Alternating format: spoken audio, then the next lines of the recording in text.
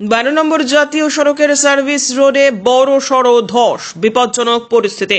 ঘটনাটি রানাঘাট প্রামাণিক এলাকার। গুরুত্বপূর্ণ এই রাস্তাটি ধসের কারণে বিপজ্জনক পরিস্থিতির সৃষ্টি হয়েছে। গভীর রাত থেকে মুষলধারায় বৃষ্টির কারণে এই ধস। যদিও নজরদারির অভাব রয়েছে জাতীয় সড়ক সম্প্রসারণের দায়িত্বে থাকা সংস্থার তরফ থেকে।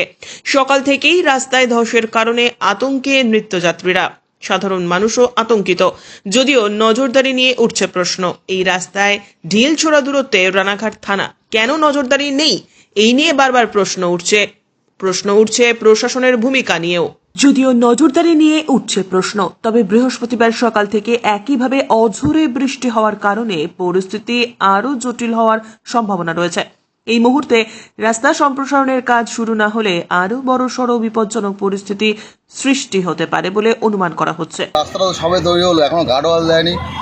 সবার প্রথমে গার্ডওয়াল দিতে হতো। সকাল 6টা থেকে যে হারে প্রচুর পরিমাণে বৃষ্টি হচ্ছিল, এই ঢাল দিয়ে প্রচুর পরিমাণে জলের গতিবেগ বেড়ে আসছিল, তার ফলে মাটি কেটে কেটে এই অবস্থা।